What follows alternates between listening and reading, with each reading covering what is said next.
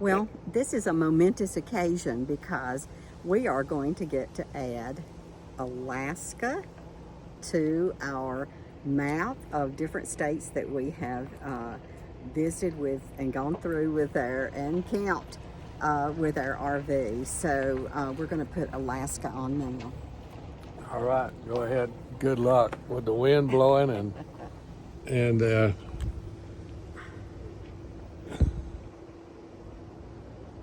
if I put it on, it would just be on there. I don't color between the lines, but Peggy's pretty much perfectionist. See that? All in the lines. Yeah, we'll smooth that out So- just a little bit more. No bubbles. Hey, hey, I need a big pat on the back for that one. We had a great day. Let me tell you, we left Valdez this morning. Well, I guess later in the morning we had the congregation we were going to attend, we could not reach anyone, and it seemed as though their building might not be in use right Well, now. ironically, before you came out, I got a text that of the people there is a congregation there, but the guy that was supposed to be the contact was at the Bible camp. I forget. No, the Northern something Bible camp. It's a church affiliated Bible camp, and it's really big up here. All the congregations in Alaska seem to stick together really well, and the ones that we've been to are really sound. So I'm pretty sure there were some nice people at Valdez that we missed out on meeting, but we just didn't know where they were. And so we just live streamed today this morning. yeah, we live streamed our home congregation, and that worked out well because they're 3 hours earlier than us. So as soon as the service was over with, Yeah. we hit the road because it's about 300 miles up here to Tok from Valdez. And if you Google it and do the direction thing with the map, it'll tell you that you can do it in 3.5 hours or something like that. But they're assuming you can run 65 mile an hour on the roads, and there's not a road in Alaska. Most of the time today I was 35, and it's sometimes not even moving because the roads were closed, and we were having to wait for them to come along and with a pilot car to guide us through it. And in some places we had to go off in a gully and come back up on the road. I was thinking, this RV, I don't know how that's going to work, but we got here to Tok, and it's a very nice little RV park where we are. Where are we? Tundra RV, and we're in Tok, right in close to the downtown area. What downtown? What downtown area they have? They have service stations and a few stores and gift shops and things. Tok is It's about not like much. Sardis, Alabama. Yeah, it's Except not a it lot. has about, I don't know, 400 people or something Yeah. like that, but it's not big at all. But a lot of people stop in here because they have, how many RV parks did they have? Six RV parks. And we stayed in another one when we got into Alaska, and it was very nice, but we thought we'd try another one, and this one is really nice. We really do like it. It's Tundra RV as you cross the border, and it's about 90 miles from the border of Canada as you come in, and Tok, T-O-K. Yeah, it's there's only 4 main roads in Alaska. One comes from Valdez to Tok, and then there's also a cutoff that goes from Tok to Glen. Well, you have to go through Glen Allen. That's a crossroads. But then Wasilla, Palmer, Anchorage is the second road that you can take here, and then the third road takes you to Fairbanks. So not many roads, and you're going to go somewhere, whether you know where you're going or not. Just get on a road and you'll end up somewhere, because it's either going to dead end. When we were at Homer, we were on the farthest west that you can go on an American highway, Right. and by longitude. And we were also at the end of the road as far as you can go south on a road in Alaska. Right.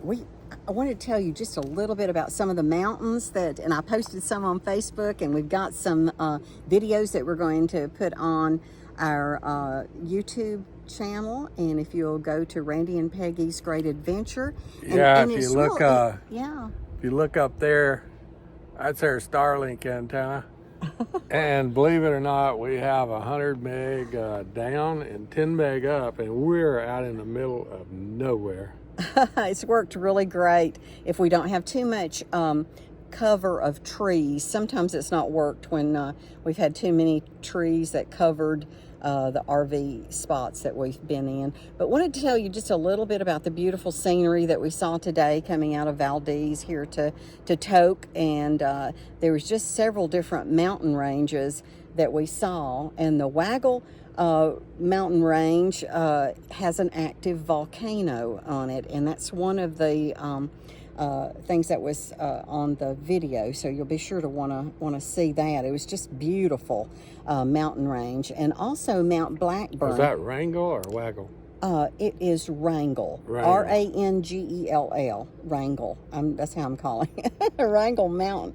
And Mount Blackburn is the highest range, and if you see that is the one that had the most snow on the top of it. Some of them were still covered just with snow almost halfway down the mountain. And also we passed Mount Sanford, and it has a dome, a half dome shape, where it has eroded and they've had rock slides. And then Mount Drum, and it was seen from Kenny Lake. But it was just beautiful scenery today as we drove. The only thing we can say was difficult and was a little bit trying were the roads. And but we made it here, and we're very thankful and had a good dinner. And the dogs, Jackson and Lily, they've been on a great walk here in the park, and so we're planning on taking them on another walk before bedtime. It stays light here, we have to tell you. In this area, is it about 21, 22 hours? 22 hours here. Yeah, that it is daylight. And we have slept well, but we are staying up much later than we intend to because it doesn't seem as though it's as late. Yeah, and one night I went out in what was supposed to be the darkest hour, and it was just about like when the sun's going down, you have that daylight. It never really gets dark this time of year up here.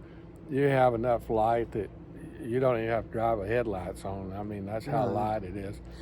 And in Homer, it was like 19 and a half hours.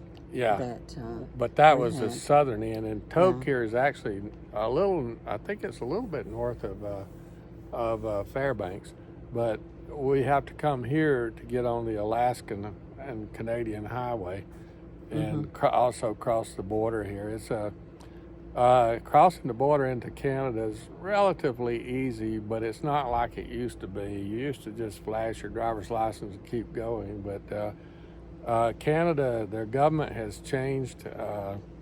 If you follow the national news, you'll see that Trudeau didn't get very good welcome at his conference over in Europe.